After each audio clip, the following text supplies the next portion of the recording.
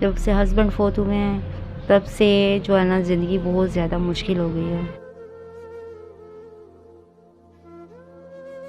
Husband के फोत होने के बाद मेरे ससुराल वालों ने मुझसे झगड़ा वगैरह शुरू कर दिया और मुझे घर से निकाल दिया। बहुत ज़्यादा मैं टेंशन में हूँ कि मेरा कोई ना तो कमाने वाला है ना कोई देने वाला है। अस्सलाम वालेकुम, पॉजिटिव पाकिस्तान आप देख रहे हैं। मुझे रिहान यूसुफ कहते हैं। नाज़रीन, इस वक्त एक इंतहाई डिज़र्विंग लड़की हमारे पास मौजूद है। इनके शोहर की 3 मंथ पहले डेथ हो चुकी है। इनसे हम जानेंगे इनकी ज़िंदगी कैसे गुजर रही है। अस्सलाम वालेकुम। वालेकुम सलाम। अच्छा, सबसे पहले आप मुझे ये बताएं कि आपने बताया कि आपके शोहर फोत हो चुके हैं 3 मंथ पहले, तो इससे पहले की ज़िंदगी आपकी कैसी थी? जी, इससे पहले ठीक थी, गुजारा अच्छा था, ठीक था। जब से हस्बैंड फोत हुए हैं तब से जो है ना ज़िंदगी बहुत ज़्यादा मुश्किल हो गई है, बहुत ज़्यादा मुश्किल हो गई और इन हालातों में बहुत ही ज़्यादा। जब आपके शोहर थे तो आप मतलब एक अपना घर था तब, तो अब आप वहाँ रह भी नहीं रही, इसकी क्या वजह हो सकती है? क्योंकि मेरे हस्बैंड के फोत होने के बाद मेरे ससुराल वालों ने मुझसे झगड़ा वगैरह शुरू कर दिया और मुझे घर से निकाल दिया। फिर मैंने ये छोटा सा कमरा एक रेंट पे लिया।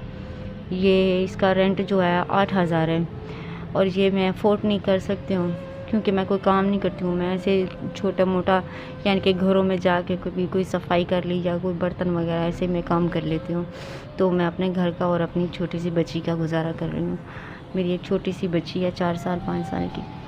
तो बस इस तरह बहुत ज़्यादा मुझे जो है ना मुश्किल हो रही है। मेरा कोई कमाने वाला भी नहीं है, तो घरों में भी काम करें तो वो भी इस तरह दे देते हैं, कभी 500 दे दिया या कभी 200 दे दिया, कभी 300 दे दिया। घर का अखराजात, खाना पीना, बच्ची का दूध है, बच्ची के भी अखराजात हैं।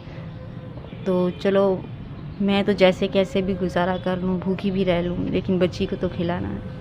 बिल्कुल सही हो गया। और इस छोटे से कमरे में रहती हैं, वॉशरूम भी इधर ही है, किचन भी इधर ही है, सारा कुछ एक छोटे से कमरे में आप कर रही हैं, तो ज़िंदगी इंतहाई मुश्किल नहीं हो गई? बहुत ज़्यादा मुश्किल हो गई है, बहुत ज़्यादा। छोटा सा कमरा है, इधर ही बैठते हैं, इधर ही खाना पीना, इधर ही वॉशरूम, इधर ही किचन।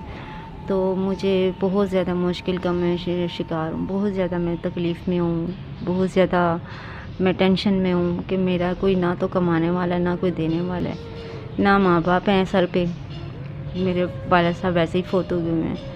मदर जो हैं वो भाइयों के पास, मेरे भाइयों का अपना ही मुश्किल से वो करते हैं, लेकिन वो मुझे मेरी मदद कोई भी नहीं करने वाला। मैं खुद जो है थोड़ा बहुत ये घर का काम कर लिया या कभी कोई सिलाई वगैरह कपड़े सी लिए या किसी के घर का काम कर लिया, इस तरह मैं गुजारा कर रही हूँ। तो मेरे ना ये कमरे का किराया भी मैं अफोर्ड नहीं कर सकती।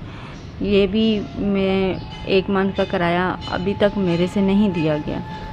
मैं बहुत मुश्किल में हूँ। नाज़रीन, जैसे कि आपने इनकी कहानी सुनी है, एक छोटे से कमरे में रहती हैं, 8,000 रुपये इसका रेंट भी है और ये 1-2 घरों में काम करती हैं। ये बता रही हैं वो कभी 200 दे देते हैं, कभी 500 देते हैं, कभी नहीं भी देते, खाने पे भी कभी वो कर देते हैं। तो जो आपकी बेटी है वो स्कूल जाती है? नहीं, अभी नहीं चाहती। अभी घर का अखराजात नहीं पूरे हो रहे, मैं उसको स्कूल में कैसे दाखिल करूँ? मेरे पास इतने पैसे नहीं आए कि मैं मेरी बच्ची के लिए मैं दूध भी ले लूँ। बिल्कुल नाज़रीन, देखें, एक छोटी सी बच्ची है, वो इसलिए स्कूल नहीं जा रही क्योंकि ख़र्चा अफोर्ड नहीं हो रहा, पैसे नहीं हैं।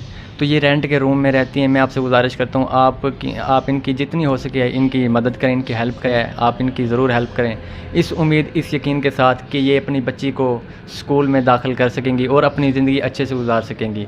मुझे इजाज़त दीजिए। अल्लाह हाफ़िज़।